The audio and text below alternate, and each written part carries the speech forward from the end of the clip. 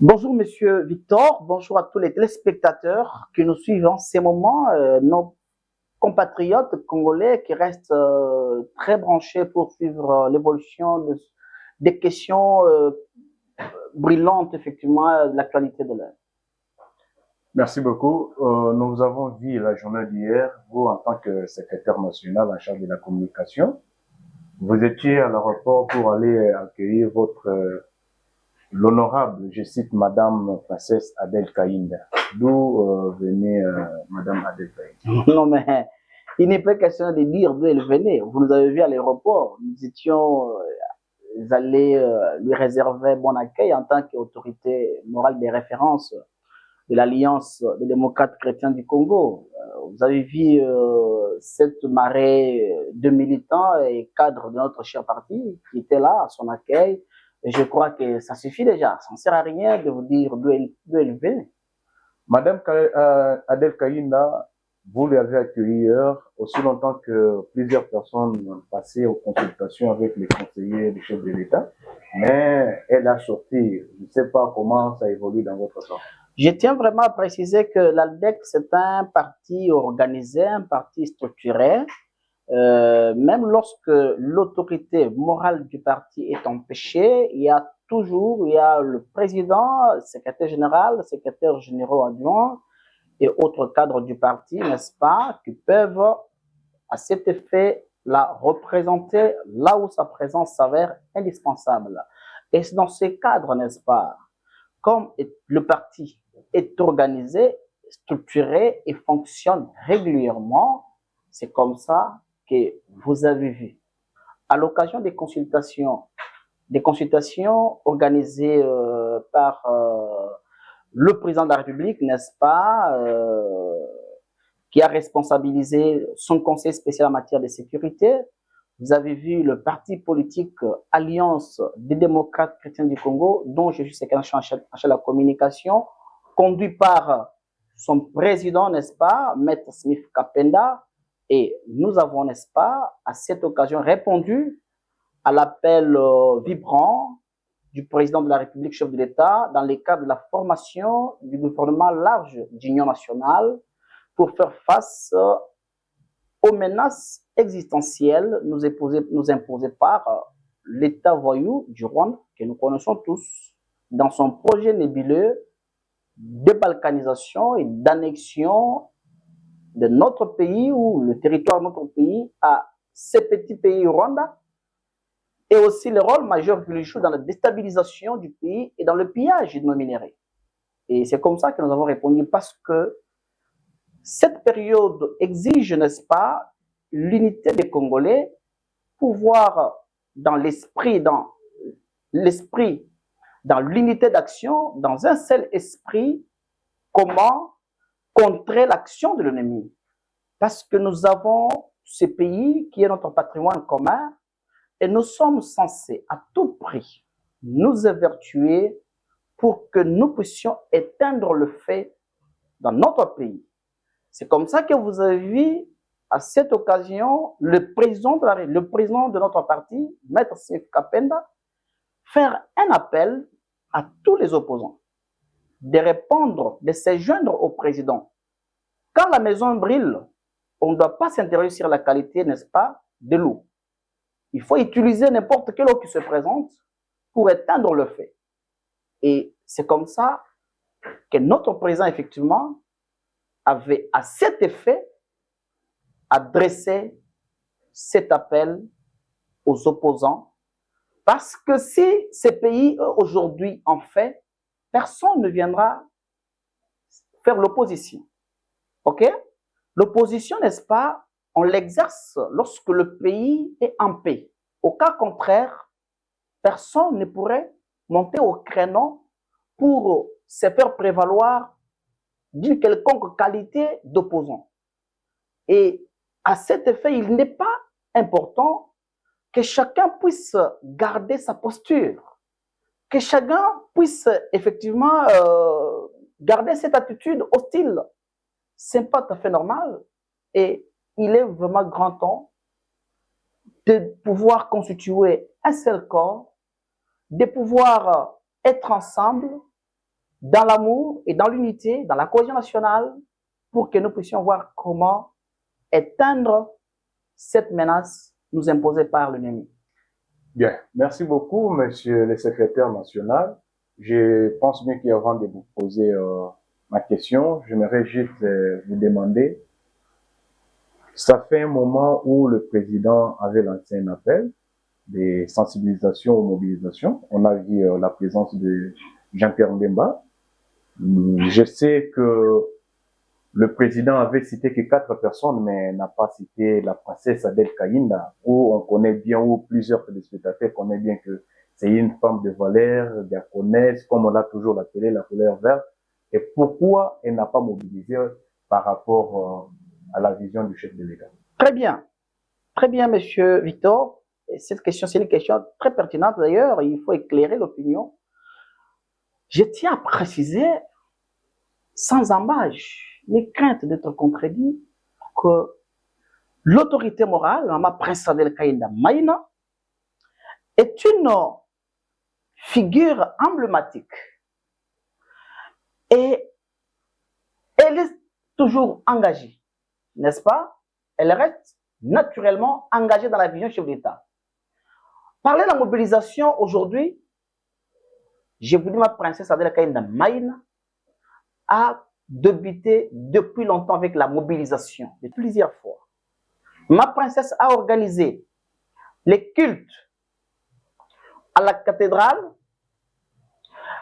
en faveur des militaires qui sont sur la ligne de front. Ma princesse a organisé un grand culte au niveau du stade de Martyrs.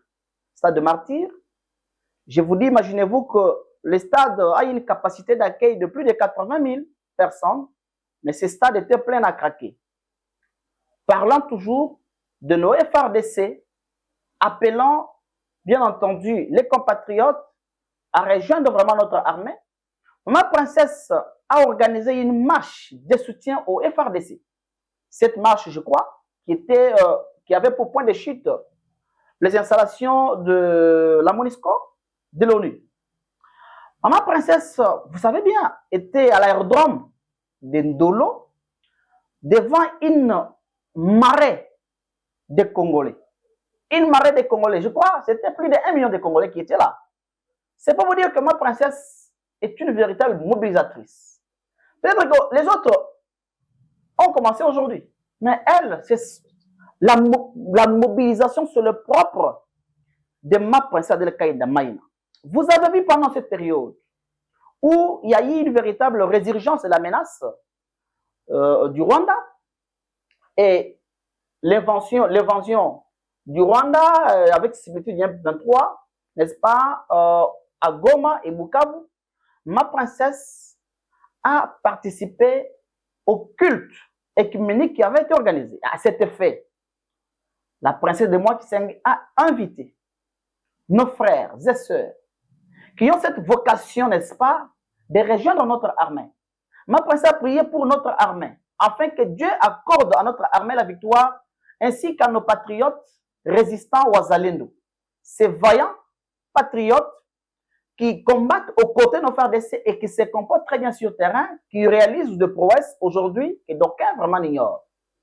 Maman princesse de Kayinda Maïna, vous avez, sur Top Congo, vous avez suivi vraiment son message très encourageant pour nos populations qui sont dans des villes sous occupation de l'ennemi. Disons que Maman princesse de Kayinda Maïna ne pas rester indifférente face à cette situation très importante, cette situation dangereuse, pernicieuse, par laquelle notre pays traverse.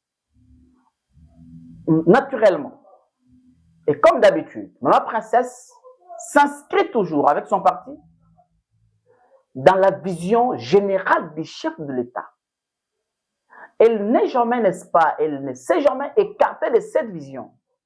Parce que partout où elle est passée, elle n'a fait que traduire en acte, traduire dans les concrets, la vision salvatrice de son excellence Félix Antoine Tshisekedi Tshilombo. Donc c'est pour vous dire que les chefs d'État ne pouvaient pas citer tout le monde.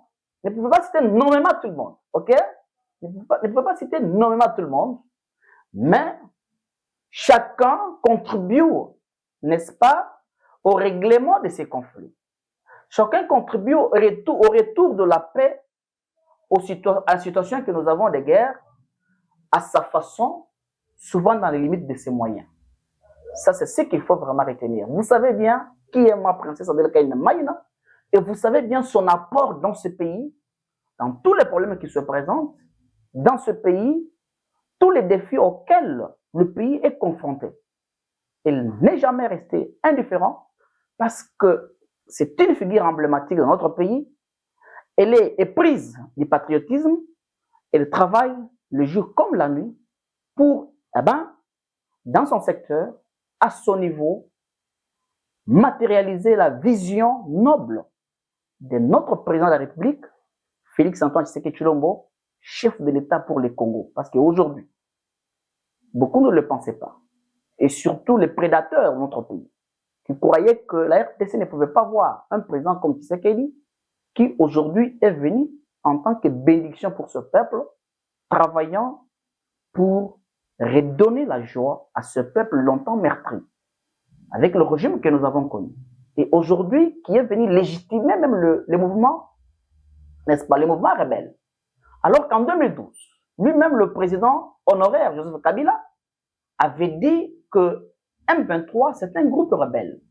Mais on n'a pas compris ces revirements. Comment il expliquait? Parce que en Afrique du Sud, il a dit haut et fort,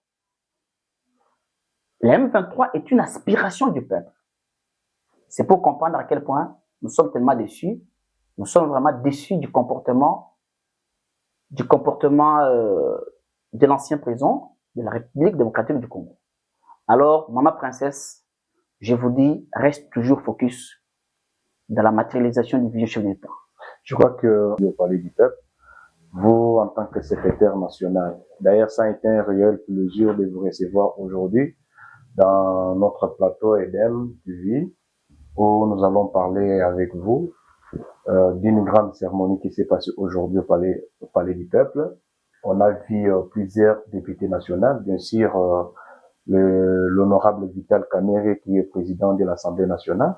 Et nous avons aussi vu, moi personnellement, j'étais en train de me poser la question comme si le parti ALDEC n'existait pas, mais aujourd'hui, à travers la cérémonie d'aujourd'hui, on a vu réellement beaucoup de camarades du parti venir soutenir leur autorité morale. C'était quoi qui s'est passé aujourd'hui par rapport à la cérémonie. Et nous avons aussi vu, on a remarqué la présence de l'autorité qui est votre autorité morale. J'ai cité Madame la princesse Adel Kaïna. Très bien. Je voudrais, avant de vous donner la réponse, d'entrer dans la question, apporter un petit correctif pour dire que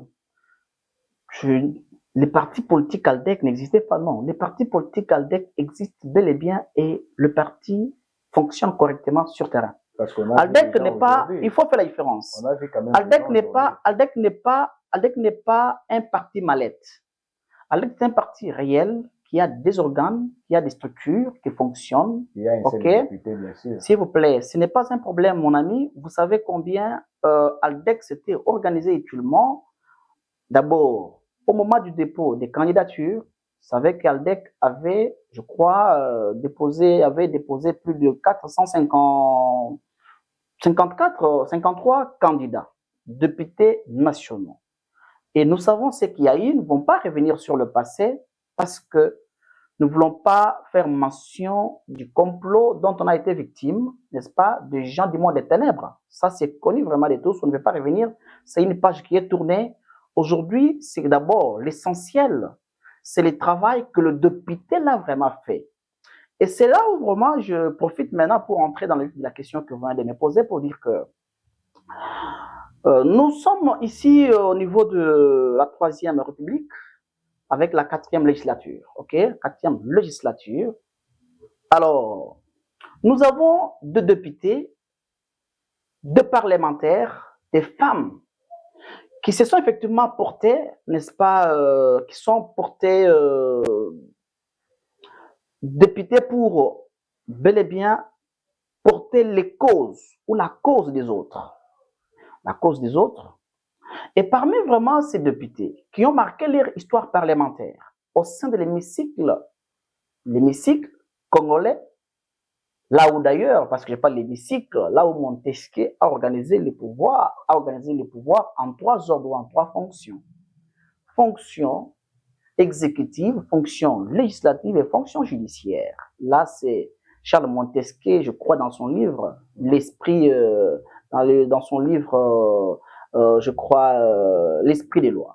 Alors, c'est pour vous dire que Maman Princesse Adèle Kaïnda Maïna est parlementaire.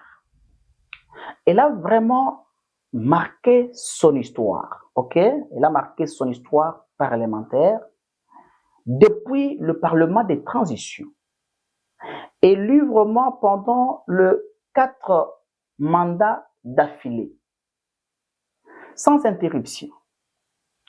Elle a vraiment des prouesses dans sa vie parlementaire.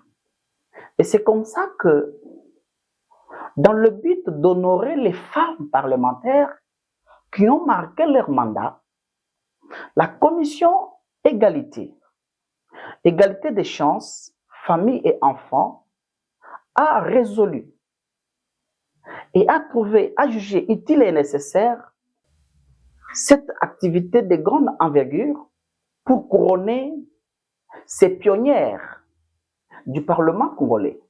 Ok? Et c'était, il y a eu vraiment quelques femmes, c'est tout même l'autonomisation également de la femme. Il y a eu vraiment des grandes figures, ok, des femmes parlementaires qui ont été couronnées à cette occasion. Parmi lesquelles nous citons Madame Philomène Omatuku. Nous citons Madame Marie-Ange Lukiana Moufankolo. Nous citons Madame Princesse Adèle Kaïnda Maïna, je vais revenir là-dessus, Honorable Princesse Adèle Kaïnda Maïna, et Madame Christelle Vwanga. Ce sont ces femmes qui ont marqué effectivement l'histoire parlementaire, donc qui ont marqué leur mandat au sein de l'hémicycle de la RDC. Et c'est comme ça qu'au jour d'aujourd'hui, vous avez vu cette foule, cette masse qui était venue pour honorer, n'est-ce pas, en présence du président de l'Assemblée nationale et Madame la ministre qui était représentée par la ministre d'État, ministre des Affaires foncières. Et Maman Princesse Adèle Kaïnda Maïna, vous avez suivi sans vraiment me permettre, sans perdre effectivement pour besoin d'économie de temps, aller toucher à gauche à droite. Vous avez suivi comment Maman Princesse a été présentée, n'est-ce pas, pour ce prouesse, pour effectivement son histoire parlementaire. Et aux côtés de son histoire parlementaire, on a précisé que ma princesse était ministre honoraire du portefeuille. Et là, un élément encore détail, c'est que Princesse Adèle Kaïnda Maïna, notre autorité morale, s'est distinguée par une gestion orthodoxe. Merci à l'honorable Vital Kamere, l'honorable Dominique Nongo, merci pour ces réconforts à l'endroit d'une dame. Brassard, Marie-Ange Lukiana mérite cette reconnaissance de ses pairs. Pour le prochain trophée, nous invitons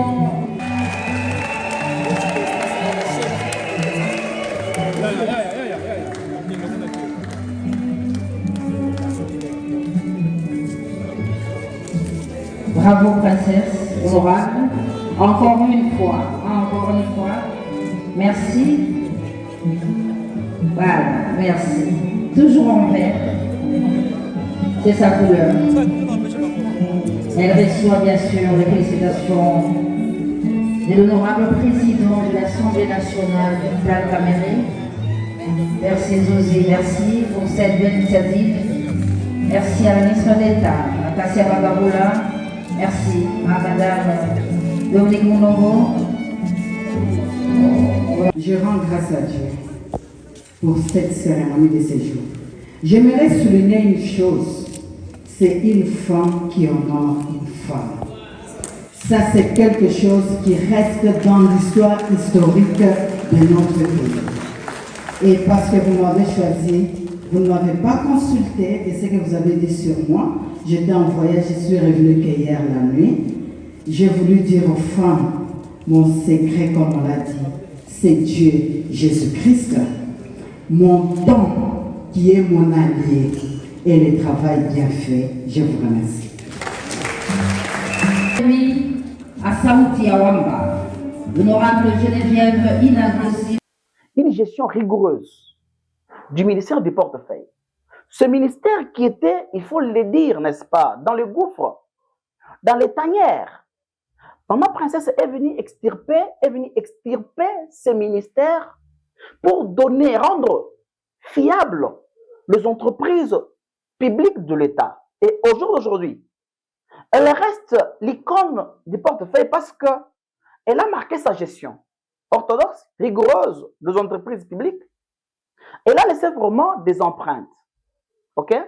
Elle a laissé vraiment les empreintes au portefeuille parce qu'elle a fait un travail très acharné, un travail de titan, un travail de qualité qui a laissé presque tout le monde sans mots. Et vous allez comprendre que, sans pour ne pas dire, ou sans prétention aucune de dire que depuis que ce ministère a existé, elle est le seul qui a fait un travail de distinction, un travail exceptionnel, extraordinaire. Mais en toute modestie, je vous dis, Maman Princesse Adelkaïnda Maïna, elle est cette femme-là qui a aujourd'hui redoré le blason et l'image des entreprises publiques qui, hier, étaient qualifiées de canards boiteux. Et d'ailleurs, les vocables qu'elle ne voulait même pas, n'est-ce pas, qu'elle ne voulait pas, citer dans sa bouche. Et je crois qu'elle ne l'avait jamais fait. Je se distingue de par leur valeur, ok, de par leur qualité, de par leur mode de vie. Et aujourd'hui, il faut préciser que, Excellence, l'honorable Princesse Adelkaïnda Maïna est parmi vraiment les gens aujourd'hui, n'est-ce pas, qui a appris aux gens qu'on peut aussi mettre au centre de toute décision Dieu, toute décision gouvernementale, Dieu. On peut gouverner, n'est-ce pas, en mettant Dieu en avant-plan. Et c'est ça même sa force. Et Excellence, Madame Princesse Adelkaïnda Maïna, très potable qu'elle est, s'est fait une marque. C'est quoi sa marque? Sa marque, c'est d'abord, la gestion rationnelle du temps. C'est pourquoi nous disons que le temps est linéaire et non cyclique. C'est-à-dire, le temps qui passe ne va pas revenir. OK? Princesse Adelkaïnda Maïna, notre autorité morale et notre chère maman, se distingue toujours par le sens élevé du travail. Pas n'importe quel travail, mais un travail bien fait. Pourquoi? Parce qu'elle est autorité morale d'Aldec. En Aldec, la doctrine du parti, c'est quoi? C'est la culture des résultats. Les résultats, on dit les résultats, c'est quoi? Les résultats, c'est le baromètre qui nous permet à nous évaluer à l'issue de chaque action entreprise. Vous savez, dans chaque activité que la personne entreprend, ok? L'unique but recherché, c'est la réalisation des résultats. Et c'est les résultats qui vous permettront d'évaluer si votre activité, n'est-ce pas, a réussi ou votre activité s'est soldée en fiasco et voir comment améliorer vos capacités d'action. OK? Comment améliorer vos capacités d'action pour qu'à la prochaine fois, vous ne puissiez pas subir le même sort. Et c'est comme ça que la DEC travaille, c'est comme ça que la DEC se comporte. Donc, Maman Princesse, c'est un modèle. Et dans ce pays, le plus grand problème que nous avons, ce n'est pas les défauts du modèle, ok? Ce n'est pas le modèle qui manque, mais c'est le refus de suivre le modèle. Et là, nous avons le modèle, les gens qu'il faut mettre à profit pour la gestion rigoureuse de la chose publique. Et Princesse Adelkaïnda Maïna, notre autorité morale, elle est la personne qui a imprimé la bonne gouvernance au sein des entreprises du portefeuille parce que vous voyez que vous me posez déjà entrer vraiment... Vous parlez pour il faut mettre quelqu'un qui est modèle, mais nous avons vu en tête du portefeuille où Madame Adel Kaïna était ministre du portefeuille, bien sûr, où aujourd'hui nous parlons avec votre gestion, bien sûr, je cite Madame Adel Kaïna, où on a dit qu'elle a mal géré le portefeuille. Aujourd'hui, nous avons à la tête du portefeuille Jean-Lucien Mboussa, où on parle bien que c'est bien lui qui a relevé les défis. Comment vous êtes en train de mettre des éloges pour Madame Adel Kaïna? Ok. Sans dénigrer le travail de son successeur, ok, le ministre que vous avez cité, laissez-moi vous dire que, honnêtement, n'est-ce pas, parce que honnêtement, c'est vrai que comment dirais-je, il y a un principe sacro-saint, n'est-ce pas, un principe sacro-saint qui caractérise les services publics. C'est quoi? C'est la continuité, n'est-ce pas, des services publics. C'est-à-dire, vous venez, n'est-ce pas, vous commencez là où votre prédécesseur s'était limité. Laissez-moi vous dire qu'au portefeuille, jusqu'à présent, ok, jusqu'à présent, les bilans de l'autorité morale Prince Adel Kaïna Maïna, personne n'a pu l'égaler. Ok? Personne n'a pu l'égaler. Et c'est incontestable. Les réformes qu'elle a apportées au sein du portefeuille sont à un niveau exponentiel. Parce que je peux vous en citer quelques-unes en attendant qu'on puisse organiser une émission où je viendrai uniquement, n'est-ce pas, uniquement parler de bilan de l'autorité morale de ma princesse de Kaïna, Maïna. Ok? Aujourd'hui, vous passez au portefeuille. Il y a ce qu'on appelle contrat de performance. Chose qui n'existait pas. Contrat de performance, c'est un contrat qui est signé, n'est-ce pas, dans le but d'évaluer la capacité contributive de chaque entreprise au budget de l'État, sa productivité. Et ça permet également de voir est-ce que telle entreprise est à niveau ou est-ce que telle entreprise accuse au moins de faiblesse productive et qu'est-ce qu'il faut maintenant pour la redresser. Parce que plusieurs fois, parce que nous savons tous, les entreprises de l'État étaient en faillite non déclarée. Et c'est moi qui est venu identifier tous ces mots qui rongeaient vraiment les portefeuilles, les entreprises du portefeuille à travers la revue du portefeuille qu'elle avait organisée, qui lui a permis de faire un diagnostic. Ok, un diagnostic pour effectivement identifier les mots, pour identifier effectivement le vrai problème qui minait le fonctionnement des entreprises publiques. Et c'est dans ce cadre que ma princesse s'est mise à imprimer la politique gouvernementale tendant à redresser les entreprises du portefeuille. Donc, il a travaillé en restructurant les entreprises du portefeuille, en réformant les entreprises du portefeuille. Et aujourd'hui, si vous y passez, aujourd'hui, les budgets de l'État, les budgets des entreprises du portefeuille a augmenté, a haussé, ce qui n'était pas vraiment les gars. Il y a eu vraiment des améliorations, une amélioration significative de la contribution, de la participation des entreprises du portefeuille au budget de l'État. Et aujourd'hui, c'est en termes de recettes de participation. Si vous passez aujourd'hui au portefeuille, mon très cher ami, laissez-moi vous dire, il y avait des entreprises qui n'avaient pas de mandataire, le représentant qui n'avait pas de mandataire. Donc, les entreprises dont l'État congolais est actionnaire, mais il n'avait pas un représentant là-bas. Alors, l'État ne savait pas qu'est-ce qui se passe dans la gestion des entreprises. Parce que vous ne savez pas, même en ce qui concerne les états financiers, qu'est-ce qui s'est fait? Est-ce que l'entreprise s'est bien comportée ou est-ce que l'entreprise a réalisé des gains ou l'entreprise n'a pas réalisé des gains? Mais c'est grâce à ma princesse de Kaïna, par son leadership, qu'elle a obtenu la nomination de certains mandataires, de certains représentants de l'État actionnaire dans ces entreprises-là. Merci beaucoup, monsieur le secrétaire national.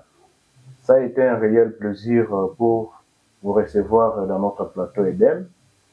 Votre mot de fin, je ne sais pas si vous avez un mot ou comment dirais-je, un mot pour un projet d'avenir pour le parti ALDEC. Wow, mais le projet d'avenir, il faut dire cependant que ALDEC, c'est un parti politique, n'est-ce pas? Et vous connaissez que l'objectif de tout un parti politique, l'objectif classique de tout un parti politique n'est rien d'autre que la conquête du pouvoir et sa conservation le plus longtemps possible. Okay? ALDEC aujourd'hui s'est vraiment inscrit dans la vision générale du chef de l'État, n'est-ce pas, qui consiste à impulser le développement et les changements du pays. Et c'est comme ça que ALDEC travaille, n'est-ce pas, en ce sens-là. Tant que nous sommes dans la vision du chef d'État, nous travaillons à ses côtés, n'est-ce pas, pour effectivement apporter notre contribution de manière significative à l'avenir harmonieux de la population congolaise. Nous vous disons merci pour cette émission. Merci beaucoup, très cher Victor, et merci à notre technicien, Moïse, et à Edem TV. Merci.